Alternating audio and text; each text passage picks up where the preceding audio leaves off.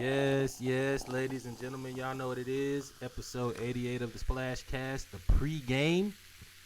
Couple topics we get into before we get to the actual Splash Cast, the ATL edition. It is Sunday, brother. Championship Sunday. How you feeling? I wish one of my teams was playing. I wish my team was playing, excuse me. Yeah, I guess it's okay. Go Chiefs.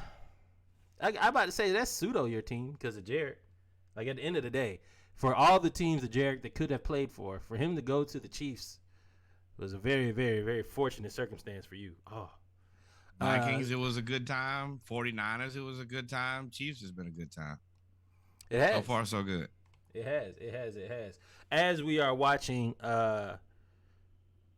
San Francisco versus the Philadelphia Eagles, Eagles up 21-7. I just can't help but say, it's 21-7 in the third quarter. It's going to get worse. The 49ers just can't catch a break, dog. 49ers can't catch a break. The end of the day. Or you can't protect the quarterback. I mean, it is tomatoes, potatoes, depending on how you pronounce it. I think it's very clear that anybody who plays quarterback for you will get hurt. I think that there's something that's disturbing there. Broken that ankle, might be a problem. Shoulder, and elbow. Although we're talking about Brock Purdy. So Brock Purdy ended up getting hurt in the first quarter. First drive, wasn't it? Yeah. Hurt his elbow. So they had to bring in Josh Johnson. Crushed. And then their backup quarterback is now Kyle Juszczyk. He's the emergency quarterback. They're down to the emergency quarterback. Wait, Purdy's not in there anymore? That's what I was getting to. Purdy did end up coming back in the second half, and they just roughed the punter. Wow. But you know how it is, ladies and gentlemen. So as we watch the game, we'll also go through this ATL edition of the pregame. Man, where you want to start? Running clock. Actually, I know where I want to start. It's only 21-7. You can't have a running clock. 21-7. I know where I want to start. Sadio Mane. Sadio Mane is a EuroLeague star. Plays for FC. I shouldn't even try to pronounce these names. Bavern, Bavern and Munchkin. Sure. Plays for a European soccer team. He is transforming his home village of Bambali, Senegal, into a city. What do we mean by that? He's built a $600,000 hospital, $300,000 school, and he gives $100 a month to each family. He provides 4G internet to them, and he's building a post office. That is so wild. In the year 2023. Clearly $1 million goes a long way. Yeah, when you starting from the ground up, there's no inflation. I mean, 'cause you look at the way that is, $1 million is both a lot of money and also not a ton of money. Not for what he's trying to do. That is severe discount. He took that millionaire and stretched that thing on out, boy. That's impressive. It is, and that's dope. It's impressive. It's dope. It's wild that. And you're just like the king of that place forever now. A continent and all of its countries that have been used and abused. Natural resources that really fuel the entire earth. You would think any type of village or city or anything would have an abundance of wealth because everybody has to go there to get everything to survive. Spices. You have all the exotic animals. I mean, life started there. So it's wild to me that he's having to take his own money in his own village and build his own everything from the ground up. There's so much exploitation. Didn't mean to dreary that out, but that's where my mind went at first. But my thing is like you got to put him in the city's historical reference book. Like he's the guy who this should go down in world history. I built a country. A city. Oh yeah, over there, that's my city. Like that's my city. I built that. My hands. He is literally putting in the infrastructure. I mean, we do it here. I mean, we do it with Chase and Rockefeller. All of them put in a lot of our infrastructure. Fair. You're right. But I guess just to see, I mean, to be able to just be like, oh, let's buy a post office and put here. Shit. No, Next level stuff. Everything. Man. So again, shout out to Sadio Mane, man. Shout out to Sadio Mane. Again, bucket list. I would like to go see it. I'd love to go see it. Bucket list. I want a city. Switching gears. This woman, they actually don't say her name again. Mackenzie Salmon, from spundown.com, had an idea about how we could get a holiday after the Super Bowl every year, so therefore we don't have to go to work during the Super Bowl. I mean, right after the Super Bowl, and it benefits the players as well. Let's go here.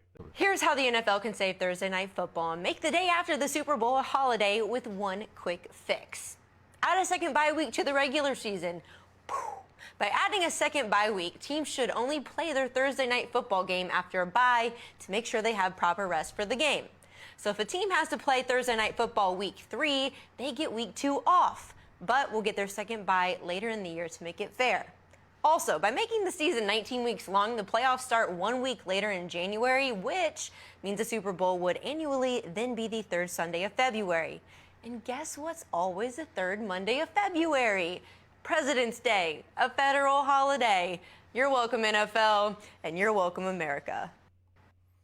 Now, I don't really like to give a lot of credit to people, but this was damn good right here. Like, just add an extra week. This is as good as be humane. Just be. All she's saying is be humane. If you gonna make us play 2 games in 10 days, do your public relations a favor.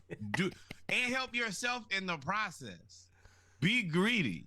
Just be like, hey guys, we thought this over. We came up with this idea without any influence from anybody else. We decided just to throw another bye week in there. Throw another bye week, dog. It would be good for you. Now really, you don't. That eliminates 2 games in 10 days, right? Because normally you have a Sunday, then you play, then you either have the next Sunday off, right? But you normally still have to play 2 games, really 2 games in 5 days. Because you play Sunday, then you play Thursday. Yep. That eliminates that. You either get a bye week before or you get a bye week after, depending on how your schedule falls. And then we get President's Day off. I like it. I feel like that should be a shot. This should be tagged to Roger Goodell and the owners. Yeah, they still won't do it. Makes too much. Excuse me, you want us to be making sense and doing things that benefit us and the players and the fans? There's no way we can hit the hat trick of problem solving and everybody be happy. No, that doesn't make any sense. The politics in this would say, well, y'all clamored after us and cussed us out for adding a week 17. Right, making the season 18 weeks long. Now y'all want to add another week? I can see how that could go wrong in the NFLPA. Like, not for the but it's PA, not really a long. It's not another. It's another bye week. Yes, it's a rest. It's not week. like when you said let's add a game, but also just get rid of a preseason game. This is beneficial for all parties. It is. And now you have monopoly on sports entertainment from August to 3rd week in February. March, basically. So from March to July, March, April, May, June, July. You're adding an extra year of revenue. I mean, an extra week of revenue if you think about it. Yeah, absolutely. Wow. I do it. I like it. What else we got? What's next on the docket? Oh, everybody saw this. Uber Eats mid-game. So for those that don't, this dude here.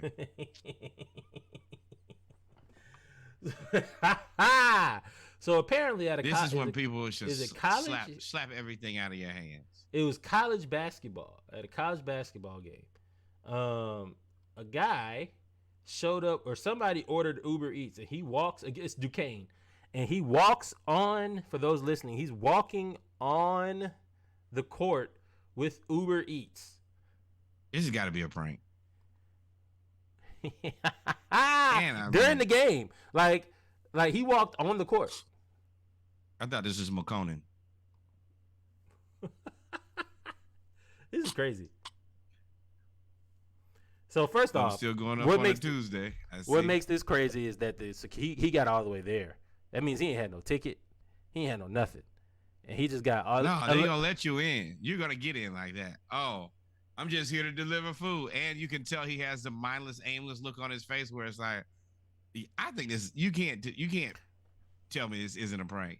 So it came out that everybody, a lot of people like believe this is a very good basketball game either. So a lot of people really upset about it. A lot of people believe, and I think it came out that this was a prank. This definitely was. It's a good one too. I like it. But I mean, it's very creative.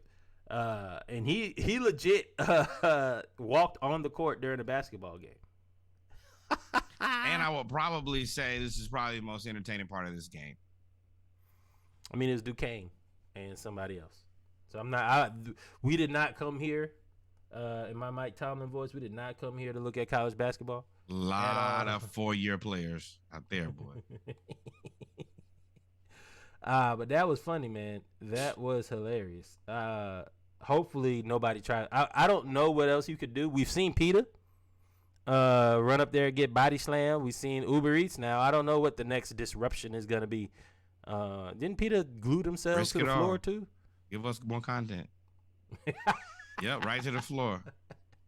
Nothing like that first layer of skin being ripped off your hand. Because they didn't bring out no heat. For her, they ain't bring out no heat gun. They ain't bring out no solvent to nothing. They just ripped her off. They ripped her off the floor. Prayers to your epidermis, man. Yo, Christian McCaffrey is really good.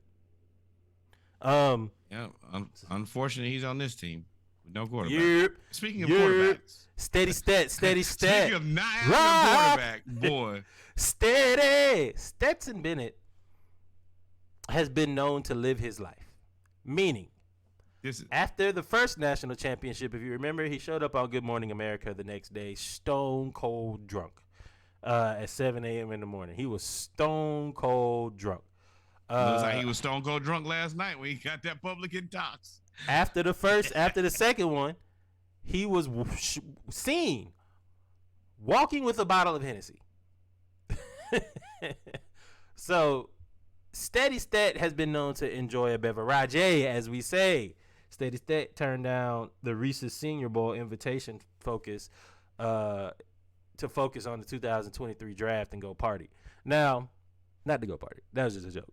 Now, it does not help him that 2 days after he announced that he turned down the Reese's Senior Bowl invitation to focus on the NFL draft, he gets a public intoxication in Dallas, Texas. Wait. Okay. I have a whole different opinion on this. Well, tell me your opinion, and then we'll.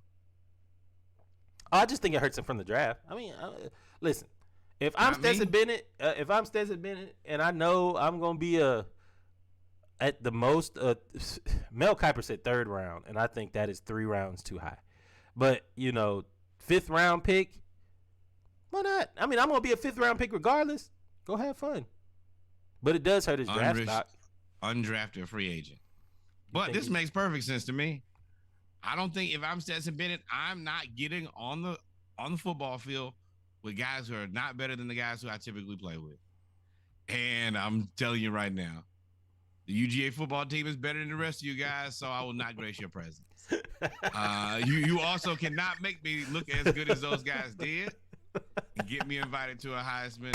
So, no, I will not be attending this. That is true. Why would I step down? No, why would I show you how bad I really am? Are you crazy? No. Oh, I don't like. I like the first point. I like the first point of saying that the team that you guys put out there on the field that day will not be as good as these motherfuckers I played with for the past 2 years. None of them. Nope. And it's true. If this makes perfect sense to me, you got to figure out how good I am once we get to training camp.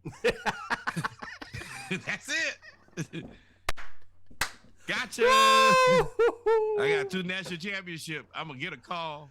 Boy, You'll figure, hey, buyer beware. Brock Purdy and Stetson Bennett. They're gonna be together. I would love to see one in Seattle and one in San Francisco, and they meet. And that is what's gonna be really good about this is Brock Purdy has really and him not being good, him getting hurt. You really don't have any good information. You're just Right. stuck now. Like I This guess, doesn't prove that he's not he good because he hurt his elbow in the first quarter. But and also Josh Johnson out there playing quarterback proves that you just can't put anybody out there because he is looking like the iniest of bodies. Boy, and this is embarrassing.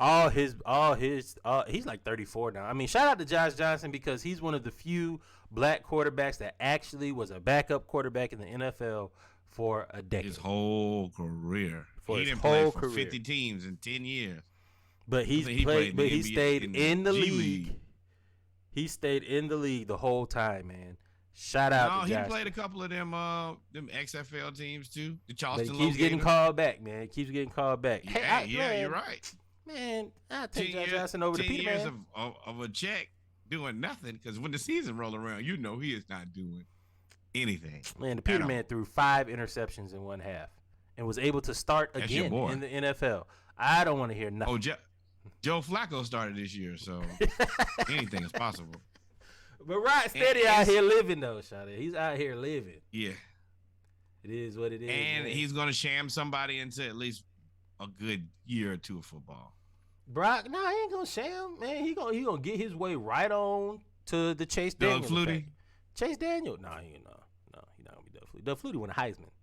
He was right there. Oh, you see how little respect you really have for that. He was like, he really won a Heisman, not that much. Nah, he really was like this was a weak Heisman year. This was a weak Heisman year. Boy, they trying to get. They just had you out there. Hell no.